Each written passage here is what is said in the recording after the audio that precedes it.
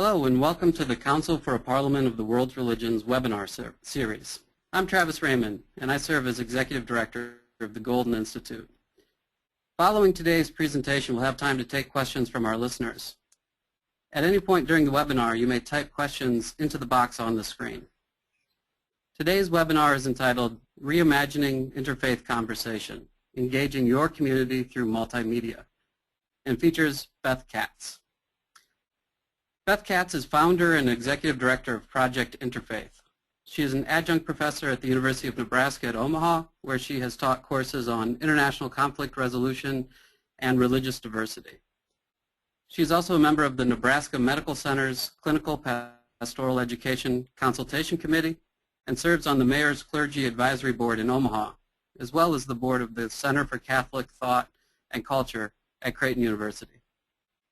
In 2012, she was the recipient of the President's Martin Luther King Jr. Legacy Award from Creighton University and was named one of the 10 outstanding young Omahans by the Omaha JCs. It's my pleasure to welcome Beth. Welcome, Beth. Hi, it's great to be here, and thanks everyone for tuning in. I hope that this is something that you'll find meaningful and helpful, and I'm looking forward to having more of a dialogue when we get to the questioning stage. I guess I just wanted to check in really quickly. Are we ready? Yes, please go ahead, Beth. All right. So today I'm going to be talking about using multimedia to engage your community. And I'm going to draw on our experiences at Project Interfaith. We've done a number of different programs that have had multimedia components to them. Some have been very simple, ranging from just using social media to engage people and have online dialogues. And some have been much more ambitious. And I'm going to really draw some of the lessons that we've learned from probably our most ambitious offering, which is RAVELUNRAVEL, which I'll talk about in a moment. All right.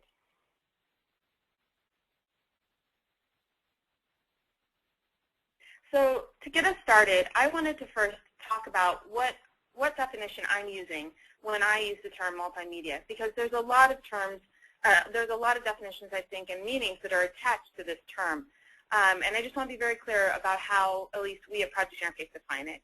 So when we're talking about multimedia, what we're really talking about is using more than one medium of expression or communication. And so that very much includes using many of the different tools through technology that are available, using video cameras, using online platforms such as websites and mobile applications, using smartphones. But it also, for us at least, at Project Interfaith, isn't just limited to a technological perspective.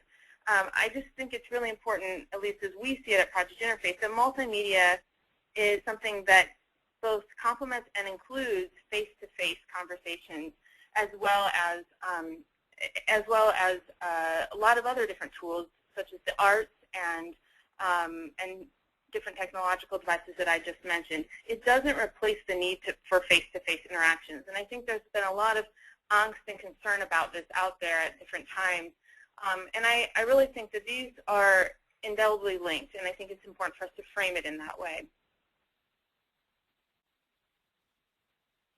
So why use a multimedia approach to interfaith dialogue? Well, I think there's a number of compelling reasons, and I think that knowing that for some of us, we are fortunate enough, like myself, to be part of organizations that have some sort of budget, even if it's very skeletal and minimal, to support this work. But still, for many of us, we are working from a volunteer role, and all of us are going to need to raise funds in order to continue and sustain our efforts. And so I think it's really important that we can make the case why a multimedia approach is an important approach, not just from a philanthropic perspective, but I think also as it relates to the evolution of the interfaith movement and our desire to really go beyond the choir and engage people from all different backgrounds and circumstances. So first of all, I think using a multimedia approach makes a lot of sense because it provides such a greater opportunity for access. I think that when we look at how people are interacting these days as well, we know that people are looking for different mediums in which to connect, and that for some people it's not physically or geographically feasible for them to engage with people who have different backgrounds because they don't have that diversity in their communities, especially if you're in a more rural or isolated community. And so using a multimedia platform, especially a technologically enhanced platform, is an opportunity for people to connect with others that they may not otherwise have the opportunity to do that. It provides a very powerful platform, I think, as well for us to find new and different ways to define dialogue and those sorts of interactions. I think it's important noting that not everybody does have access to technology. And so I think when we talk multimedia, again, I want to encourage us to not talk about that at the exclusion of face-to-face interactions, but rather as face-to-face interactions are just one of the many tools that we have that can facilitate these types of relationships and understanding, which is ultimately, I think, what we're all interested in doing.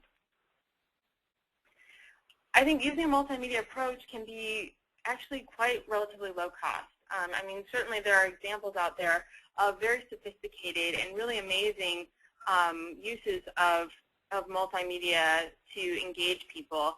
But I think that we can look at some really powerful examples that are very simple. It doesn't have to be done on a very large budget. We can look at some innovative examples of what people have done on YouTube and getting video campaigns. Almost everybody who has a smartphone these days, most smartphones come with some sort of camera in them. And most of those cameras are actually decent quality. And so while it may be, ideal in some ways to have a more sophisticated video setup, I think what we can do with just the basic technology that's become so readily available to so many people, both in the United States and beyond, I think it can be really powerful, and it can be done in a relatively low-cost way.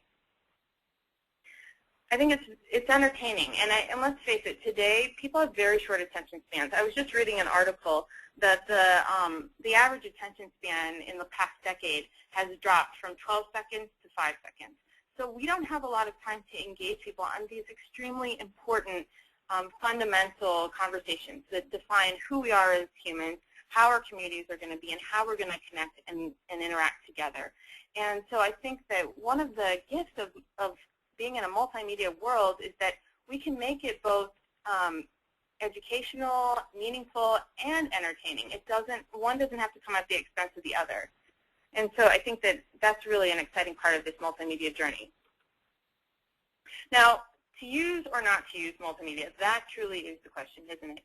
Well, there's, I think, a number of important considerations that are worth thinking about whether or not you decide to incorporate a multimedia approach to your efforts. And I think it really comes down to knowing your goals. What are you trying to accomplish? Your target audiences, who are you trying to engage? And your capacity in terms of carrying out this program. And I'm going to offer some questions that I think are just helpful to consider and that we consider at Project Interfaith when we're going through different programs and trying to figure out, does this work and does this approach work?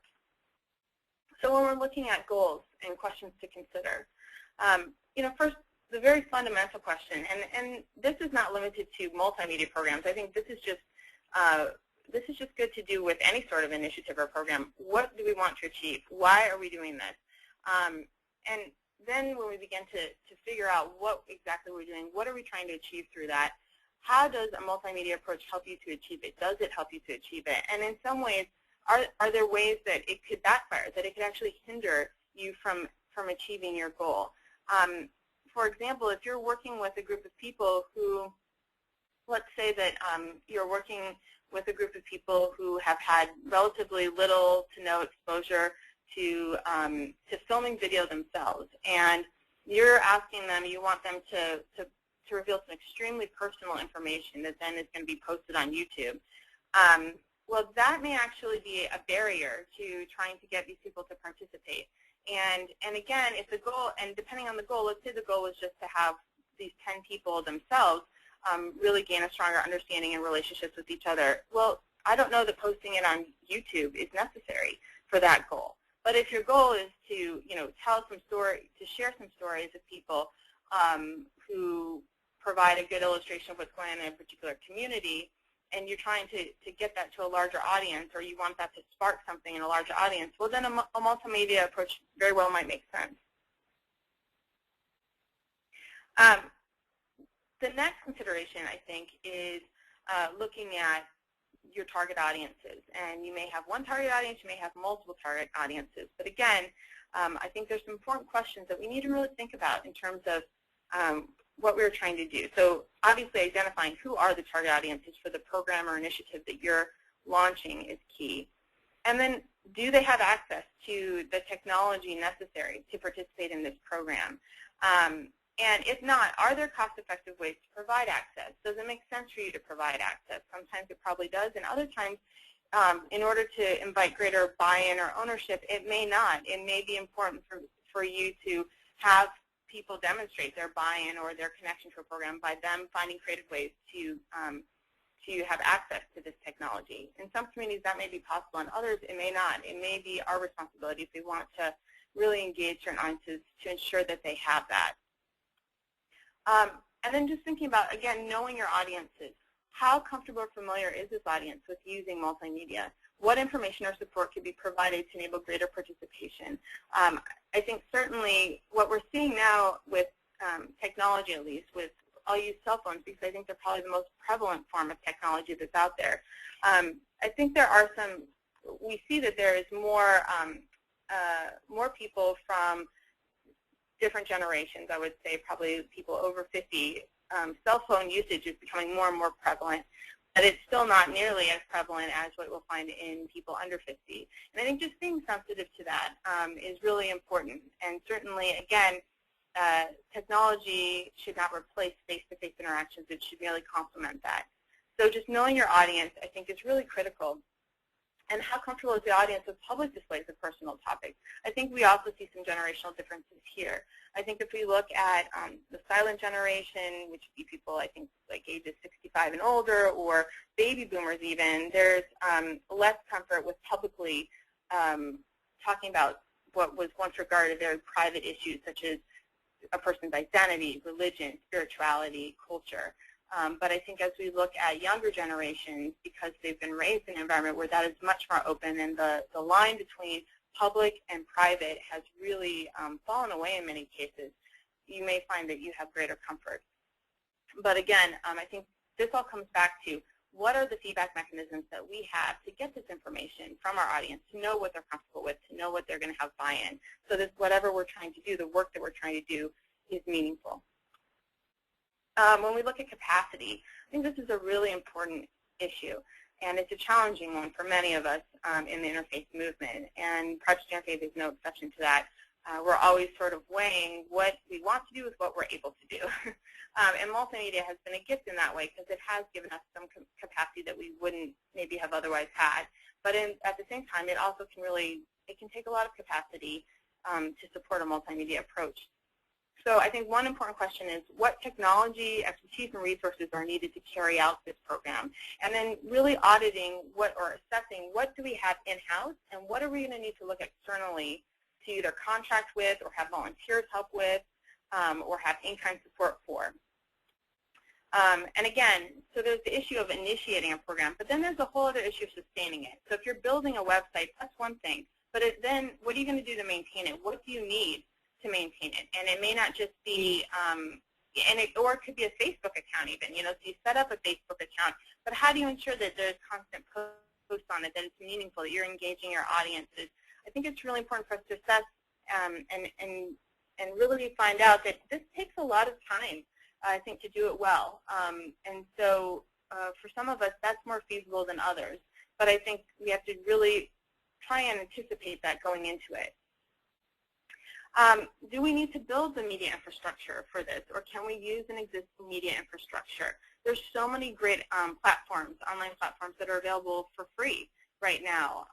And my philosophy, as I'm sure many of you also have this philosophy, is why reinvent the wheel? If it's out there and it's available and it works, then I say use it. YouTube, Facebook, Twitter, all of those are available, especially if you want to integrate more multimedia approaches. Who's responsible for managing this program? One thing that we've found at Project Interfaith is we have a full-time communications intern who is dedicated just to managing our social media because, it's been so important for us to have an online presence, and it's been such a wonderful opportunity to engage people, not just in our local community but beyond, and B, it takes a lot of time that other staff members just don't have. So we've made that a dedicated internship position. It's for someone to manage just our social media for Project Interfaith. We're actually going to be adding an additional internship this fall for someone to manage the social media just for RAVEL.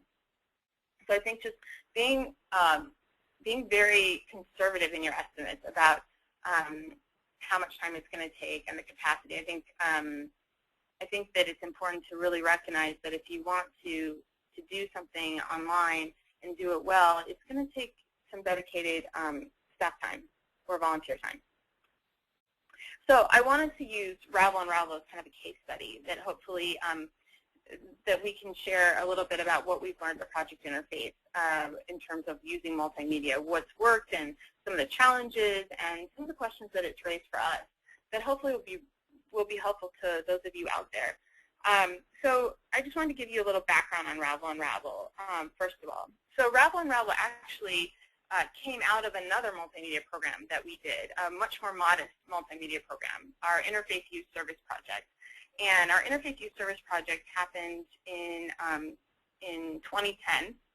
We had selected young people, ages 16 to 19, a group of young people of diverse beliefs and backgrounds, and we had asked them to commit to 6 weeks of service at one of 2 service sites in our community. And we gave them flip cameras, which are handheld video cameras that are quite inexpensive, and we asked them to keep video blogs. And each week, we fed them different questions about the intersection of identity, beliefs, and serving others for them to respond to. And they would post those to our website, the Project Interfaith website. And so people could tune in and each week kind of follow the journey of a participant as they went through the 6 weeks of service. And the very first week, right out of the gate, one of our participants, who you see here, Amina, she's a college student here in Omaha, and she was filming her first video blog in her dorm room, and one of her dorm mates walks in and says, you know, what are you doing? She explains it to them, and they say, wait, you're a Muslim, but you're not even brown.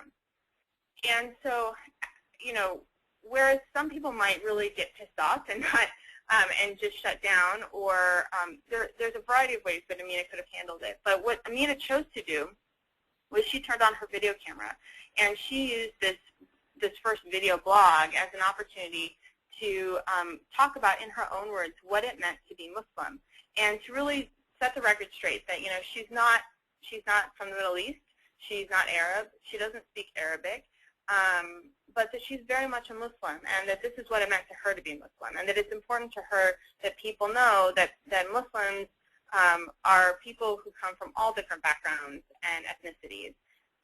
And we were sitting there in the Project Interfaith office watching her video, and it was so incredibly powerful to watch this young woman be able to say in her own words who she is and what she believes and what that means to her, and to tear apart a stereotype that's out there.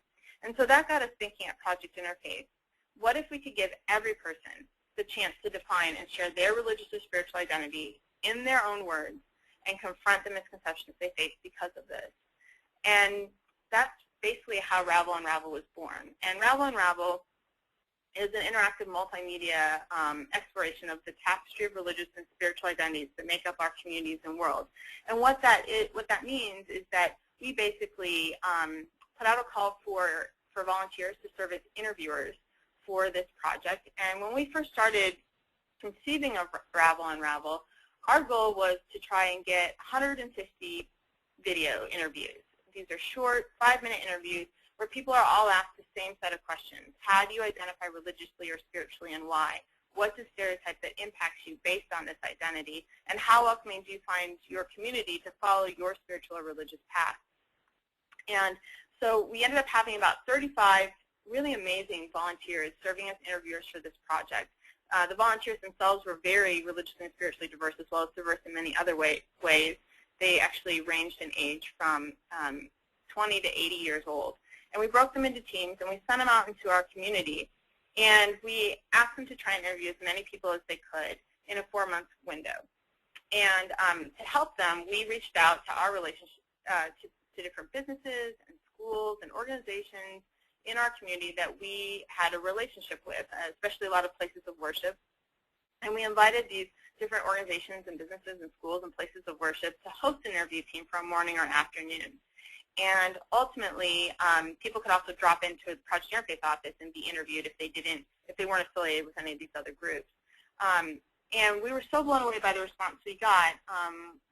What we had hoped to get 150 video interviews, all of a sudden we ended up needing to extend the interview window from 4 months to 7 months, and we ultimately ended up with over 720 video interviews, and that's just the beginning. I wanted to really quickly show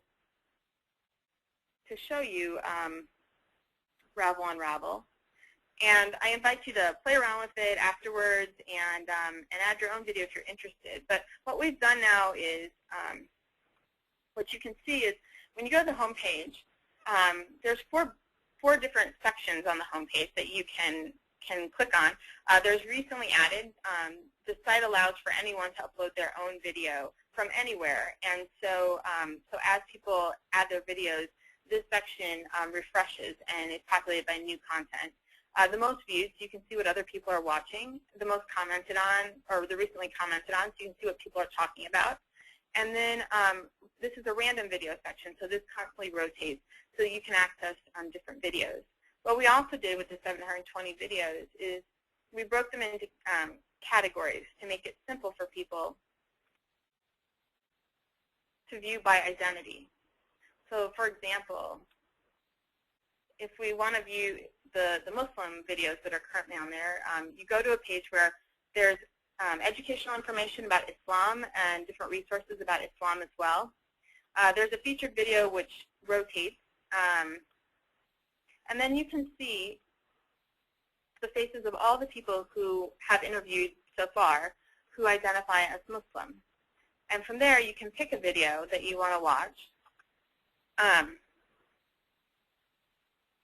do Lacey.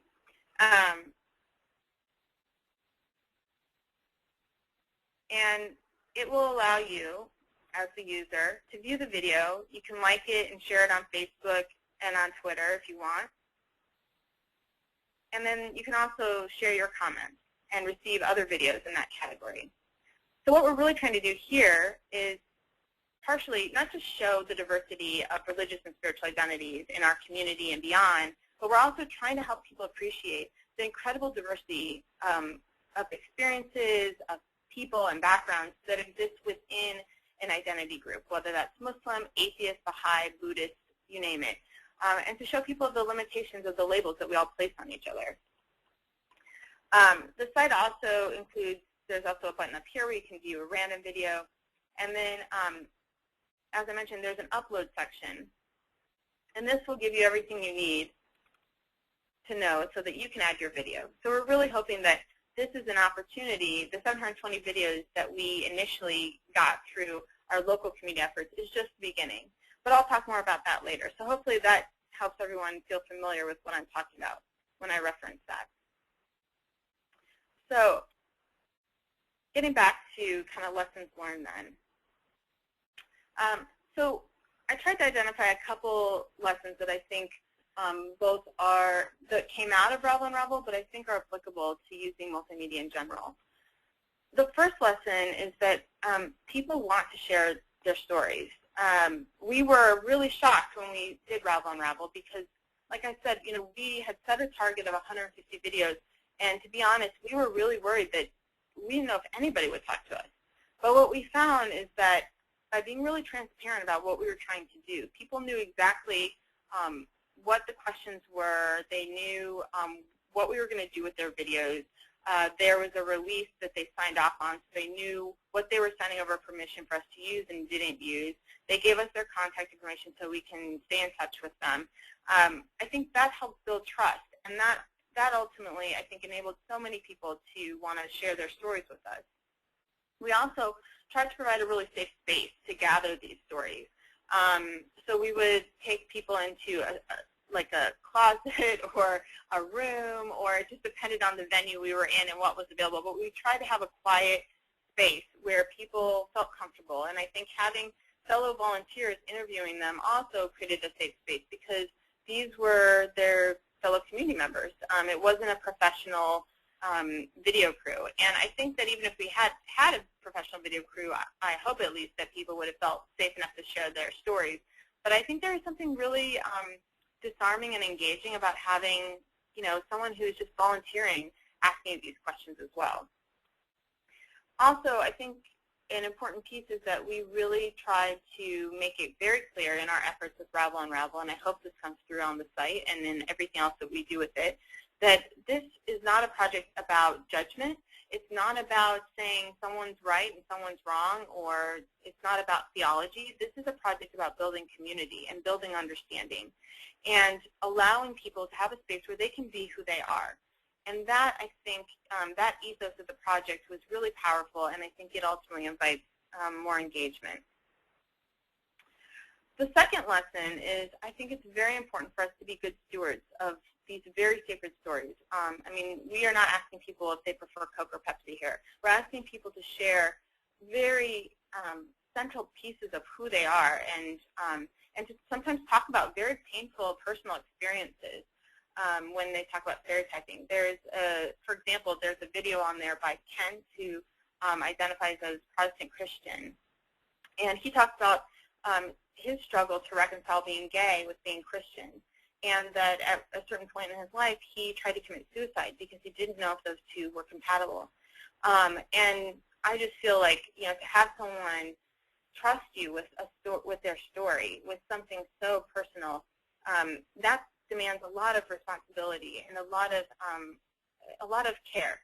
And so, so I think, as I mentioned before, it's really important to build that trust through transparency so people know exactly what you're doing with their stories and how they're going to be handled, but also through input. They can give you input about things that they're comfortable with and things that they're not, and that will be respected.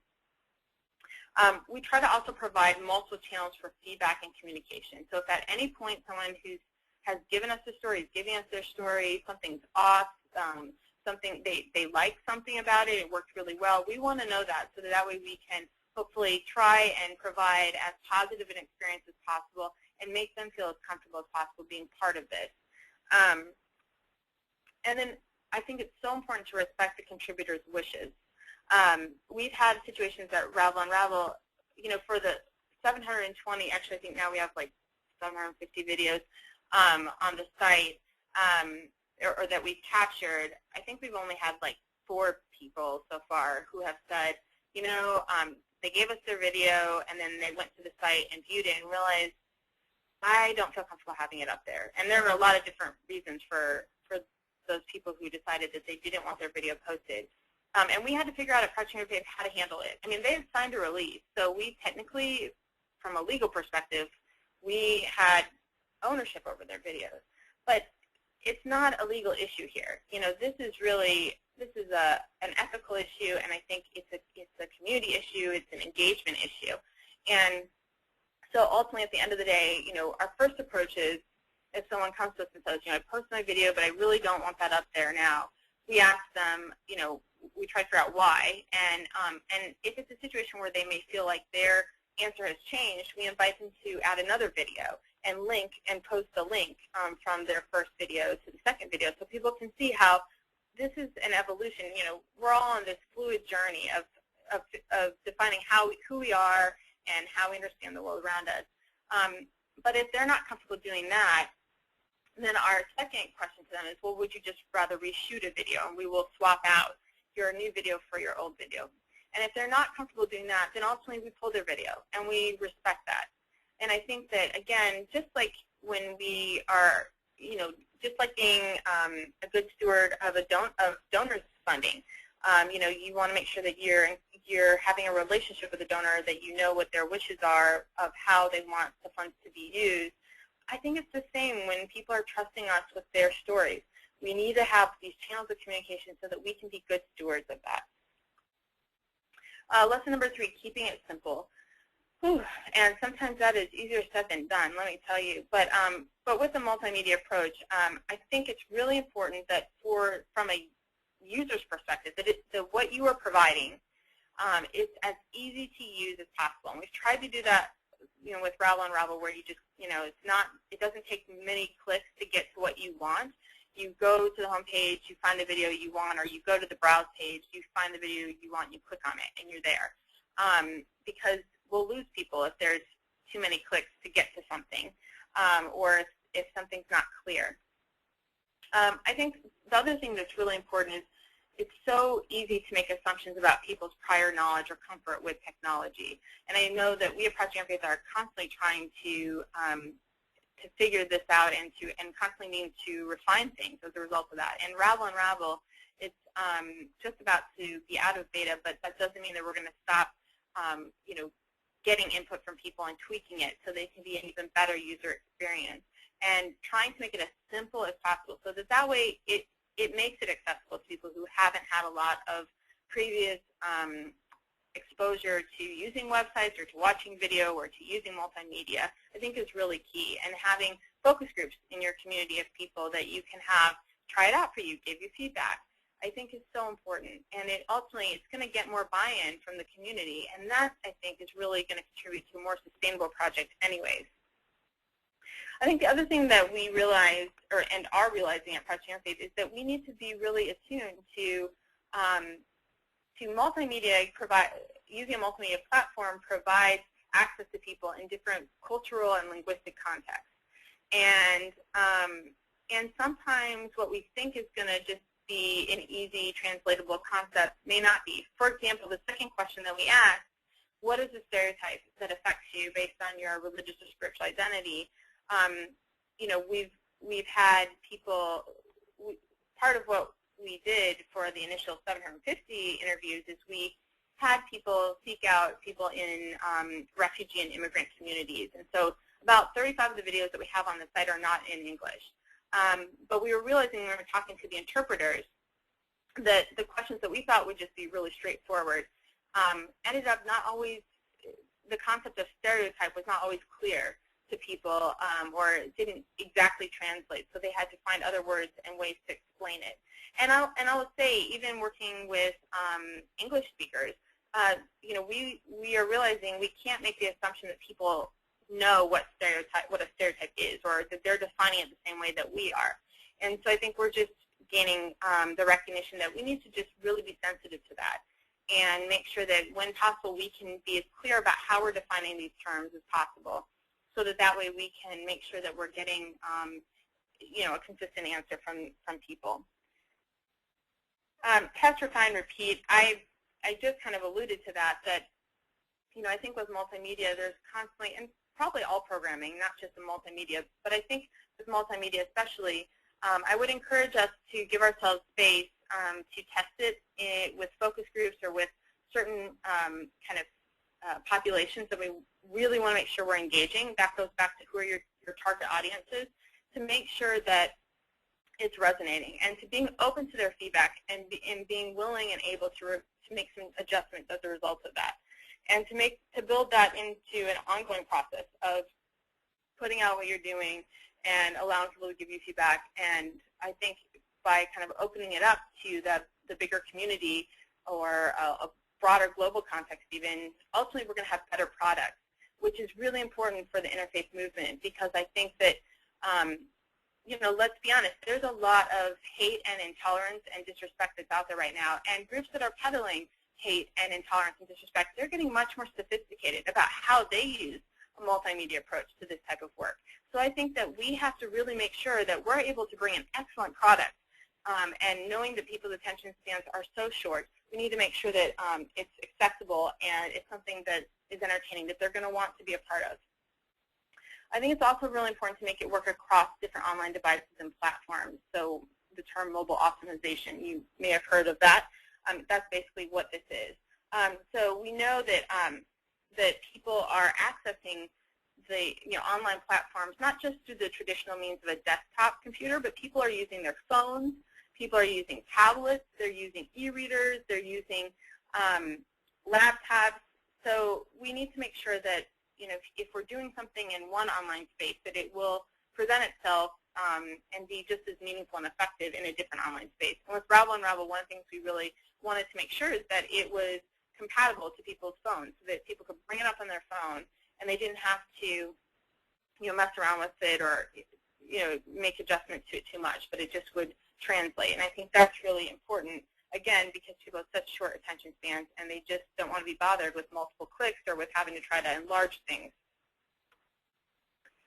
The final lesson, lesson 4, is about creating and supporting community in the multimedia space. And the way that we view it at Project Interfaith, we really see users as partners and co-contributors and co-managers. So it's not about us kind of in a paternalistic way putting out something and then they use it, but rather this is a partnership. And so the users are just as much informing our ability to make it an even better space using RAVELUNRAVEL as possible by their comments and by their content that they're putting up on there. So I think the interactivity is really, really important to getting that buy-in from the larger community of users that's out there. One thing that we have on the site is our community ground rules, just as you would have with a face-to-face program. I think that that's really important in just setting expectations for what type of space this is and what type of content we are seeking and what type of interaction the community wants to uphold. And people can always give us feedback on amending those ground rules as well. We also have a terms of use, which I would encourage you to have if you have a website or any sort of multimedia platform. I think it's really important from both a legal perspective as well as, again, it just sets the expectations. And it also enables us as the facilitators or conveners or co-conveners of these sorts of conversations to better manage the space because we've laid out the expectations. Big question that we've been asked a lot about with RAVELUNRAVEL is to censor or not to censor. What if someone puts a truly inflammatory comment on there? What do we do? And our policy at Project Interfaith right now is that we really feel like, and for the most part, we are inclined to let the community drive the content on the site. And rather than taking stuff off, I mean, if it's spam, obviously we're not going to post, we're not going to let that stay up. But if someone is putting out a message there that is really controversial or bigoted, one of my concerns these days is it seems like, at least in the U.S. context, what happens is that the instinct is to pull that off the site. And that, I think, is kind of problematic because what happens when you just pull something off is you're preventing people from learning how to deal with these sorts of inflammatory remarks. I mean, I think what we need to be modeling for people is not how you avoid them, but how you deal with them, because inevitably somebody's going to say something that we don't agree with at some point, and people need to have constructive ways to have conversations about that and to work through that.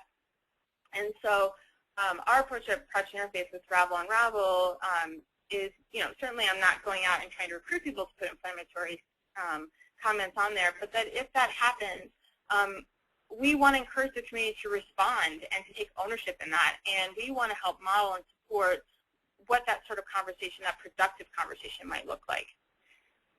But that's something that ultimately I think everybody has to decide for themselves.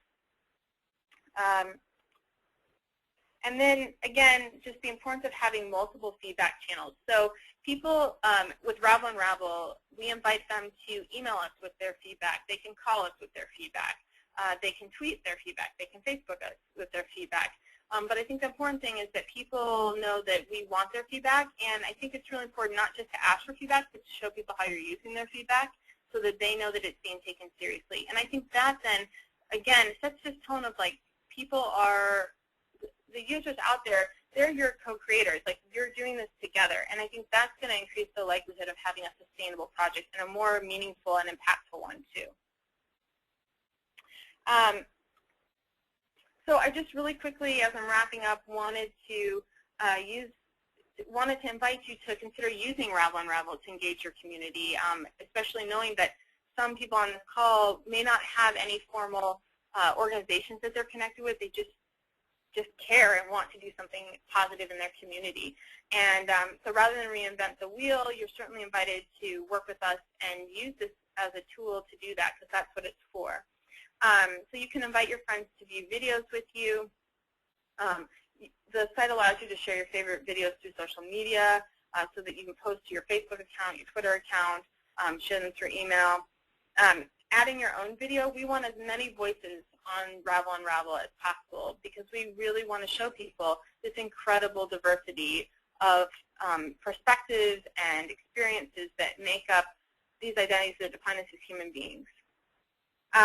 We also would love to have people who would work with us to initiate a RAVELUNRAVEL video campaign in your community or your faith institution, your school, your business, your nonprofit organization, where we'll give you all the information you need, but basically you would go and work with us to, you would just have people add their videos, but they'll all be tagged the same way.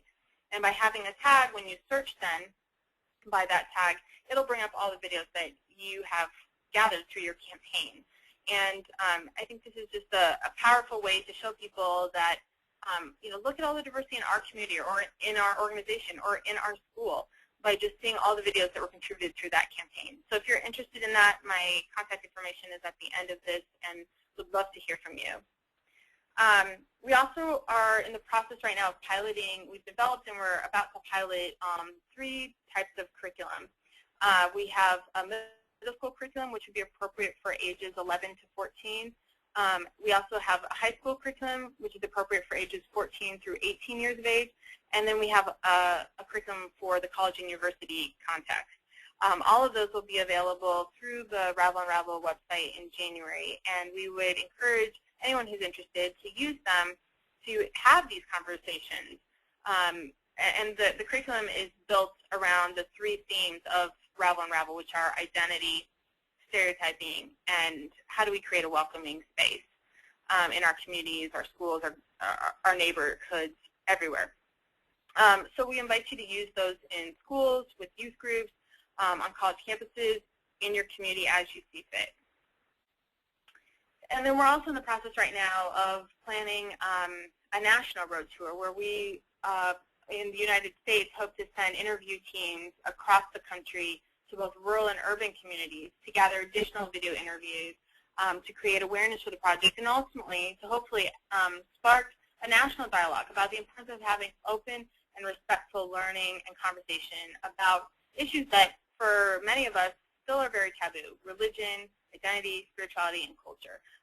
So we would love to have nominations from many of you out there. If you're based in the U.S., we're looking for great communities to come and and gather interviews from. So please let us know if you're interested in that. You can email me as well.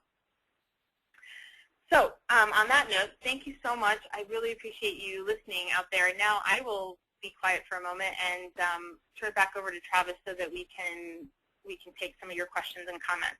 Thank you so much. Thank you, Bethan. That was a wonderful presentation, and judging by the number of responses and questions that have come in, I know that this has been a very worthwhile presentation for participants that are logging in from all around the world. So thank you very much for that helpful presentation, and using the case study of RAVELUNRAVEL seems to have sparked a lot of discussion amongst the participants. We do have time now for a few questions. I'll apologize in advance that we won't be able to get to everyone's question. I'll do my best to collate some of these questions. There have been a group of questions that have come in around questions of stewardship and ethical considerations. You talked a little bit about the ground rules and the questions of moderation. A couple of particular questions came up about how do you help people decide, particularly young people, if it's appropriate for them to tell personal stories that would be made public, and how do you ensure that if someone who's participating in an interview makes a comment about another religious community that you would think might be offensive, how do you handle that? Yeah, those are great questions. Well, we have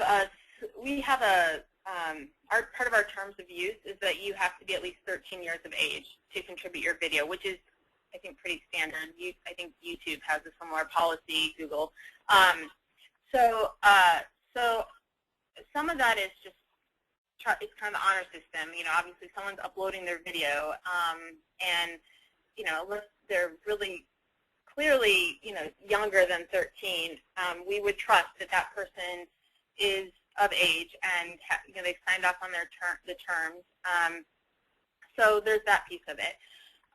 In terms of how do we manage the comments of people on the site, I think part of it is, and this is something we're still trying to work through at Project Interfaith and making sure it's clearly communicated, is that when people share their stories, they are sharing their stories. They're not there as an expert. They're not there to educate people about their, in any sort of authoritative way about either their religious or spiritual identity or someone else's.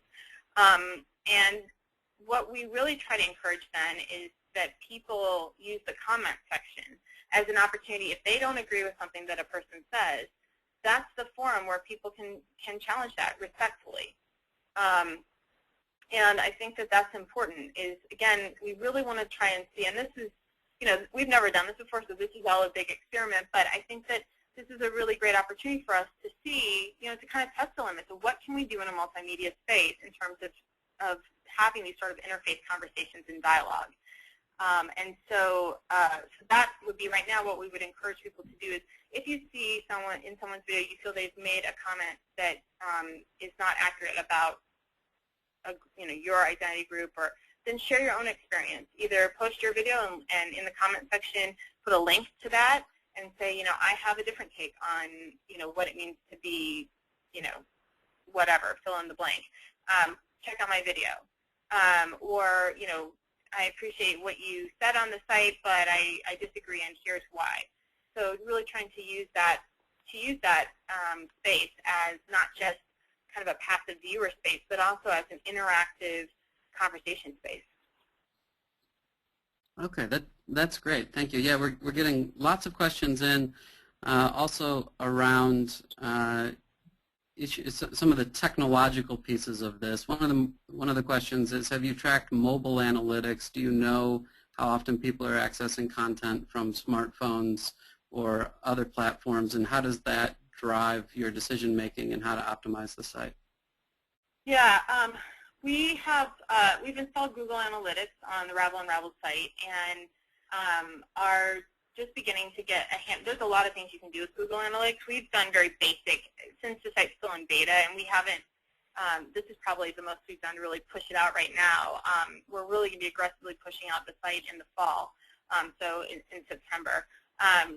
So we have been just kind of paying attention to more general Google Analytics, how much time are people spending on the site, how many new versus repeat viewers are we having, what pages are they going to in particular, that sort of questions.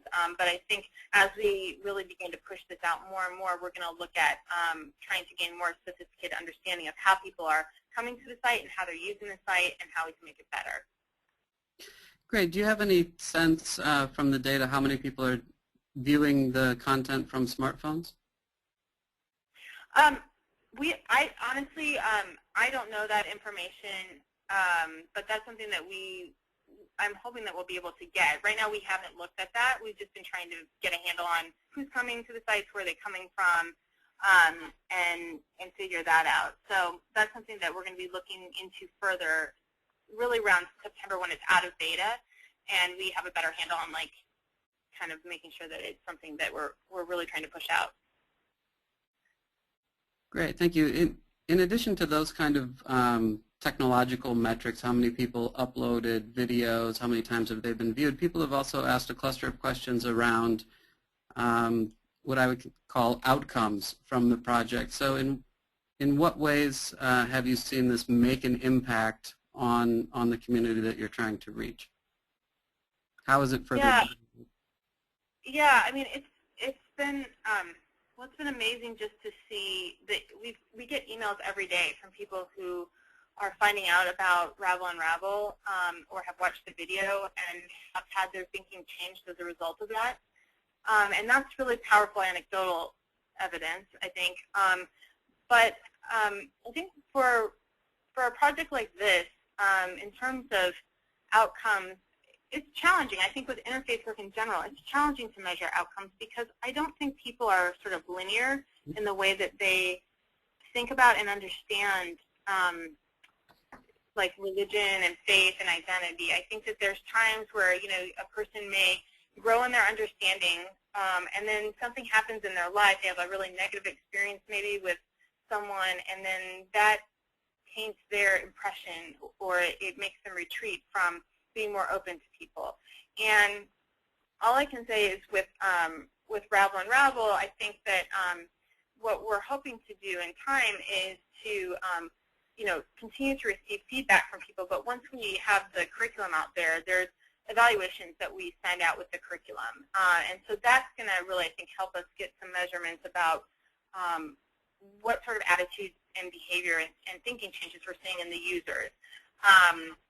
But that's something that I think is really challenging in this space, because I don't think that, you know, it's not as kind of concrete in some ways as we're trying to feed hungry bellies, which is very important. But I think that what we're looking at is it's the longer-term investment in trying to connect people and help change the way that they think about these issues. And so right now, our best indicator of that is the feedback we're receiving. And that's part of the reason why we try to build in so many different feedback channels, is to try and get that feedback from people about what's working and what's not. So by the way, users out there, please let us know if something's not working on the site, or if there's something that, if you have a suggestion for how we can make it better. We genuinely want that information and care. So please let us know. Great, thank you for that. We were struck by, on the Ravel Unravel site, there was a quote from you saying that this isn't about theology, it's about community. And thinking, I'd like you to unpack that a little bit, and also if you could tell us a little bit about how you decided to transition from something that was a local project in Omaha to being now open to a global community, and what you think the trade-offs are in building a global version of this versus one that's local. Yeah. Well, I guess, wow, there was a lot of stuff in that question, Travis. So the theology, the piece about it not being about theology, it's about building community, I think is really central. And that's really a central tenet to all our efforts at Project Interfaith. And I think Ravel Unravel is a great example of that, because we're inviting people to share who they are and their identity. We're not inviting them to promote a particular belief system or theology. We believe in the power of bringing people together in a space where they can be who they are and letting them interact with each other in authentic, meaningful ways. And we think that that's transformative, what will happen as a result of that. I think, now I'm trying to, what were the other pieces of your question? Sorry. Oh, just this notion of community, and how when the project started, it sounds like it started as a local initiative, or one that was bound to Omaha as its primary audience or primary community. And now that it's expanding and accepting videos from other places, does that change the nature? And what are the trade-offs from using this as a local community organizing tool versus a global one? Yeah, and I think that that's something that we really have been giving a lot of thought to, because you know, when you scale a project, we didn't set out to scale this like it has. This has been totally organic, that it sort of grew into what it is now. And a lot of what's driven that has been people's responses to it. You know, that part of it was people, you know, started finding out about this from other places, and they wanted to know if they could add their video, or they wanted to know how they could be a part of it. And so it kind of is a very, like, kind of bottoms-up project. And I think that, you know, in Omaha, it's been great to help people realize who live here that there's maybe so much more diversity, and that people are so much more than the labels we put on them in our own community. But I think that there's just some really universal pieces to the project that made it seem like we could keep the integrity of the project and yet scale it at the same time to allow other people to participate. I think if we've been asking people specific questions about Omaha, you know, as a community, like things that are very unique to Omaha, that would be one thing. But the way that we frame the questions, it just lends itself to, I think, a very universal applicability But I think that, anytime you do take something on a bigger scale, you lose some of the intimacy and some of the, we aren't going to be able to send teams of interviewers across the globe in the same, or across the U.S. in the same way that we sent teams of volunteer interviewers here. I mean, what we're looking to do with the National Road Tour is actually hire teams of interviewers to go across the U.S. Part of that is because if you're doing something on that scale, in order to manage the quality of the project, it just demands different things than when you do it on a more localized scale. So I can't, I don't know yet. I think, be happy to do a webinar again in a year or two and really reflect on that question, because I feel like we'll be in a better place at that point to really assess that. And I think there's going to be some trade-offs. I think that happens with anything, but I think that what we're anticipating is that this project, I think, really has the power to shape how people are looking at themselves and each other in really interesting ways. And it just seemed like the trade-off of, the benefits of just keeping it localized versus the benefits of opening that up and allowing, a much broader audience to be a part of this. It seemed like it was worth the trade-off. So we'll see. Well, that's great, and I hope that we will be able to do a webinar in a year or so to be able to follow up on this and see how it turns out. There have been a lot of questions about that I would put in the how-to category, and perhaps what we can do is collate some of those questions and send them to you. We can post that information on the Peace Next site Sure. so that you can give some advice to people who want to learn more about how they can do this on their own. But thank you, Beth, and thank you everyone who participated. Thanks for all of the wonderful questions that came in. We hope that you'll join us for our next webinar, Auburn Media Training, Top 10 Tips to Speak Prophetically Through the Press, which features Mackie Alston. You can also learn about this and other webinars on our website at parliamentofreligions.org. We also invite you to stay connected to the interreligious movement through our email newsletter and by visiting our social network at peacenext.org. Particularly watch Peace Next for Beth's response to our questions about how you can get started in doing this. Today's webinar is being recorded, and the recording will be available on our website within the next few days if you'd like to review it, or we encourage you to share it with others. In closing, I'd just like to say that the vision of the Council for a Parliament of the World's Religions is of a more just, peaceful, and sustainable world. We work to cultivate harmony amongst the world's religious and spiritual communities and foster their engagement with critical issues of our time. We send our thanks to all of you who are doing your own part for this better world. And once again, on behalf of the Council, thank you so much for joining us today.